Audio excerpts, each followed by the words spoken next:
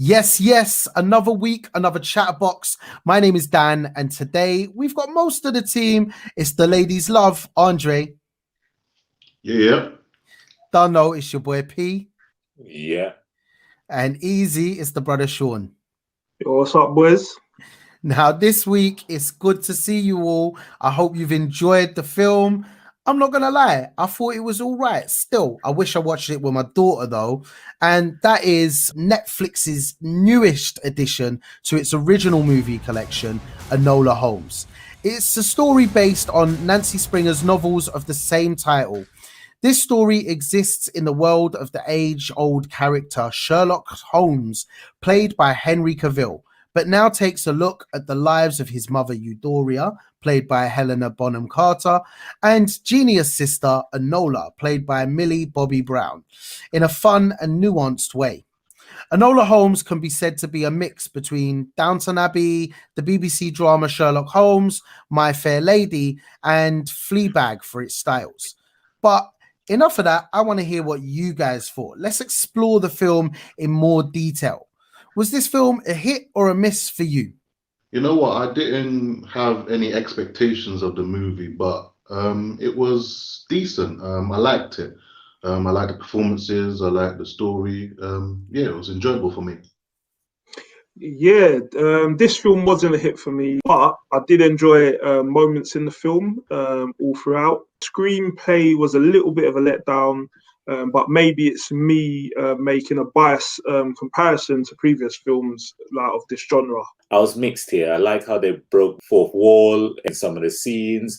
I liked the costume design. I liked how it was filmed. But when it came to the storyline and the mystery, I thought it was kind of lacking. So I was kind of mixed in my perception with this film. Interesting to hear what you guys have got to say there. I'm so looking at the characters. Enola Holmes, played by Millie Bobby Brown, touted as a young Sandra Bullock or Drew Barrymore because of her presence on screen. And after her breakthrough role as Eleven in Stranger Things, do you believe this role enhanced her ever-growing reputation? I don't think so. I wouldn't really compare her to those actresses. She was good in this movie, but I don't know if it enhanced anything. She's got a legion of fans, and I think it remain legion of fans. So I don't really see it changing. I really liked her in Stranger Things. Her performance in this was good, not great, but maybe I'm used to seeing her as 11. So I struggled a little bit watching this, not expecting her to use telekinetic powers to stop the bad guy that kept trying to kill her and her little boyfriend in the film. I'm sure she'll probably have better films, better performances coming up in the future. But I think for me, it was just a good performance. I can't really fault it, but it is what it is. As opposed to the other two guys, I actually thought her performance was quite good. I thought it was more down to the storyline that was lacking. But in terms of her performance, I thought it was one of her better performances to date. Remember, this is the first film that she's actually taken the star lead.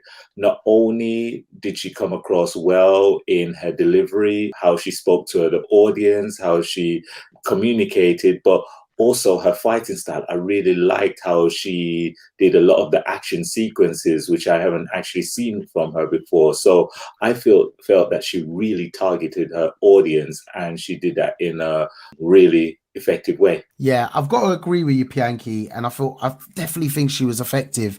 I really enjoyed watching her as a lead character in this movie. There was not any point in the movie where I was disappointed with the performance that I saw there. What did you guys think of the director's Fleabag style in how Enola Holmes responds to the audience? Now, where to begin? I did like that. I actually really enjoyed that. But I'm a sucker for that when they do that on screen. I'm not sure if they've done that in this kind of genre before, in terms of back in the day period piece. But it was fun to watch, and I really enjoyed it actually. Yeah, but I always think with the Fleabag style, it works a little bit better when there's more humor in it. and I don't think this film quite had enough humour in there for me.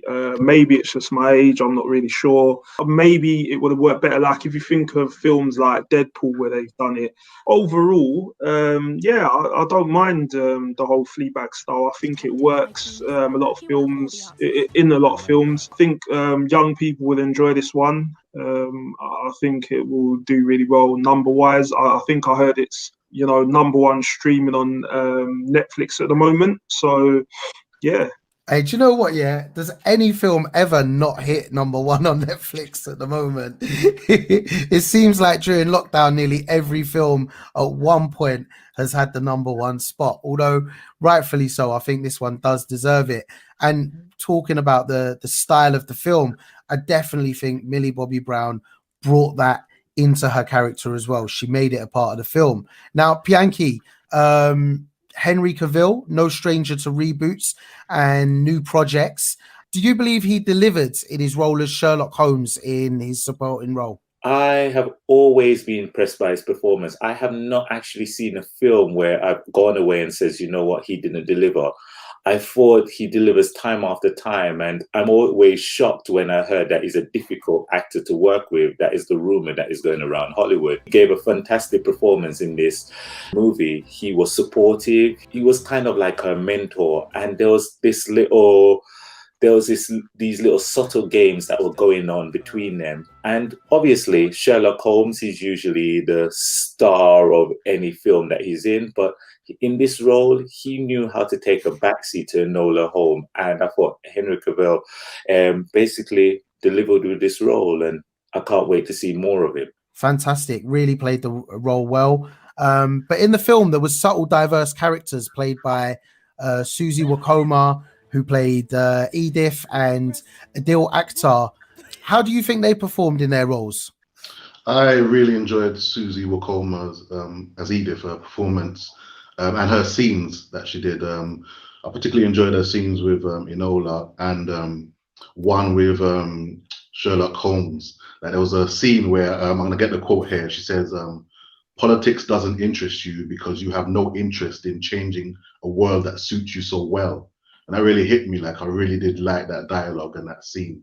And I think she was brilliant in it. For me, when it comes to Susie Wakoma, the thing that stood out for me was her scene that she had with Enola. That was a fight scene. I know it was a small part, but I think she played a role really well. I didn't recognise Adil Akhtar, to be honest. I completely forgot he was in, The Four Lions. I think it was years ago that they did that funny film about the bombers. Didn't recognise him at all, but again, I think he played his part really well. Had a little bit of a back and forth with Sherlock in it as well. That's my thoughts on it. Were there any other characters that stood out for you guys? One of the characters that actually stood out for me, and I thought he was quite good, was Louis Partridge. I thought the romantic lead to Millie Bobby Brown's character, I thought he connected well with her. They had great chemistry on scene, and it led for something more to come from their relationship. And it was funny how he developed throughout the film, and the more that you saw him on screen, the more likable he became, and his lines and his interaction with Millie was really good. Now, it was written by Jack Thorne. Do you believe as a man he was able to capture and give an excellent perspective on feminism in the film? That's an interesting question. I have no idea. All I can say is I like the movie and I like the characters.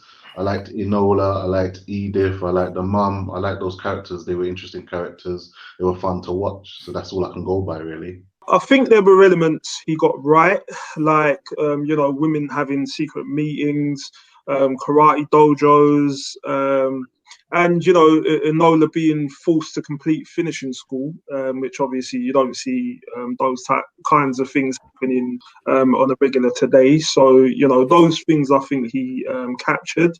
But he didn't really go too deep into the women's right movement, in my opinion.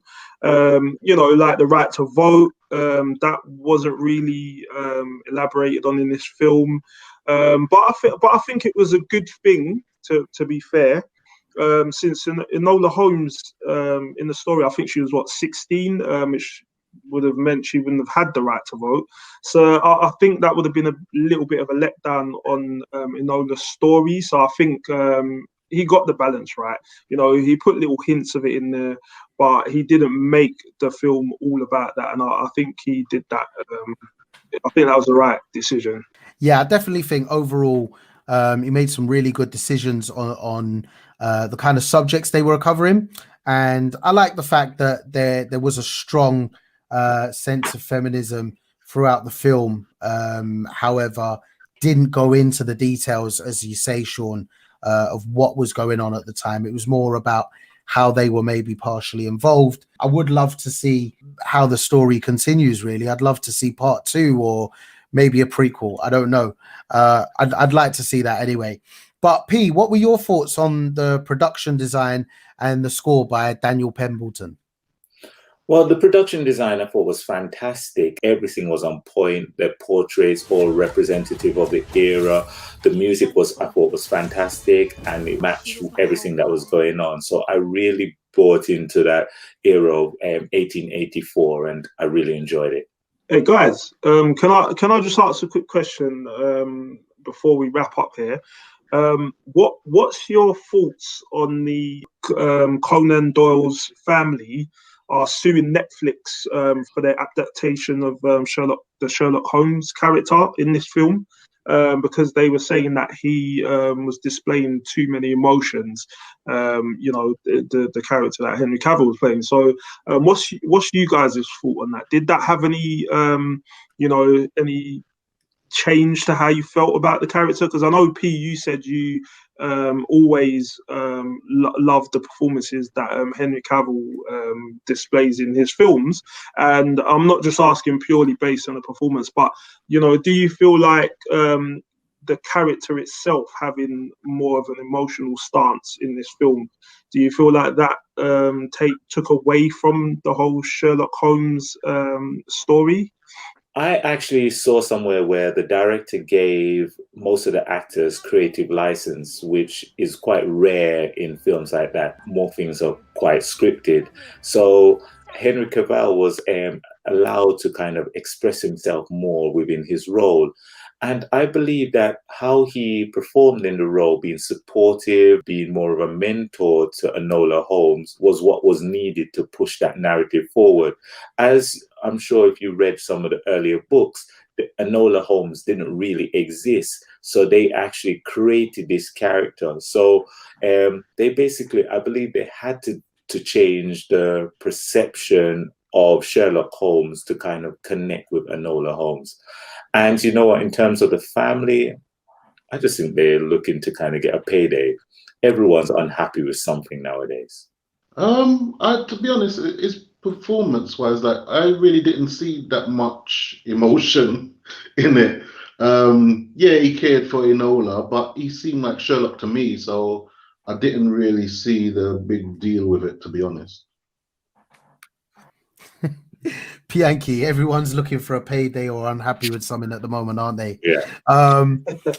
No, I'm glad you brought that up, Sean, because like it's only just like recently come up, and to be honest, I think that I quite liked the character, like I mentioned before, but also I think that, like Pianki said, there's the sister didn't actually exist. Also, it's maybe showing a different side to Sherlock. It's a younger Sherlock. It's Sherlock with the family, Sherlock at home, going back to childhood. Yeah, I think there's a lot more to it than actually changing the character. It's adding some dynamics. I think it's a bad move, in my opinion, by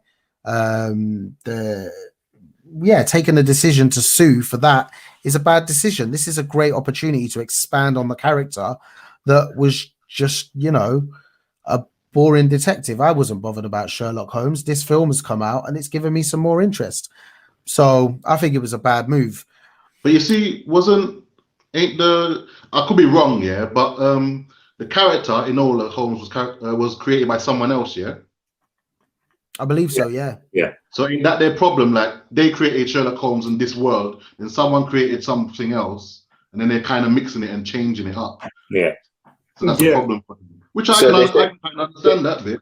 Yeah, they're saying infringement on copyright or something like that. Or... Yeah. In fairness, if they've got copyright, then they've got copyright. But I'd be trying to actually work with the people rather than trying to have a go at them. But you know me, I'm more peace, less war. You get me? So ain't about that suing life, man. Come on, there's enough stuff going on in the world.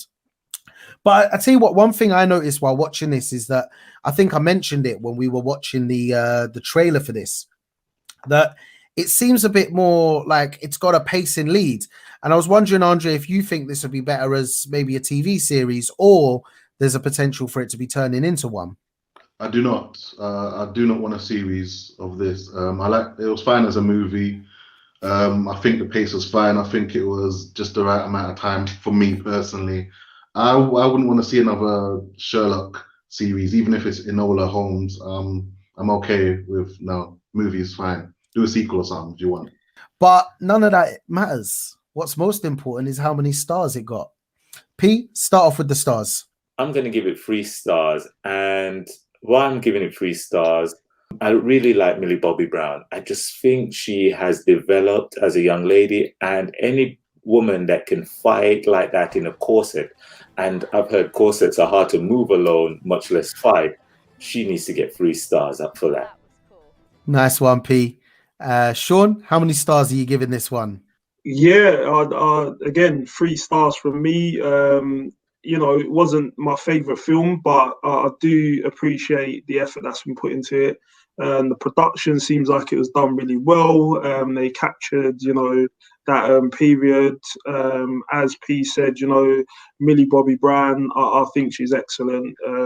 You know, as an actress, I think she's going to go on to greater things, like I said earlier. So yeah, I think overall it's definitely worthy of 3 stars. Andre, are you going to be as nice as the others? Yeah, just to be clear, I thought it was decent. It just wasn't great or anything like that. But in my head, it was 3 stars also. Like I enjoyed like moments of it, but it wasn't like anything special. 3 stars. Do you know what? Yeah, I'm gonna be like Simon Cowell right now, and I'm gonna add it in. I was gonna give it 3 stars as well. So, boy, it's mad. I thought I was gonna go 3.5, but I thought, do you know what? Yeah, it wasn't a blockbuster film for me. You know what I mean? It didn't do anything amazing, but it was a brilliant piece of work. The cinematography, the script writing, the characters, the actors, the stage design, the set design. Even down to just the costumes. It was all fantastic, in my opinion. I thought they did a great job.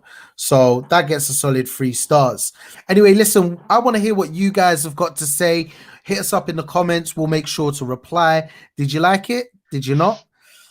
Make sure you smash that like button. Hit the subscribe, alerts. You know what it is. Come on, hit us up on social media. We're there too. This is Chatterbox. I've been here with your boy P, the brother Sean. Ladies love Andre. Tell them what it is, boys. See you next week. This is Chatterbox. Peace.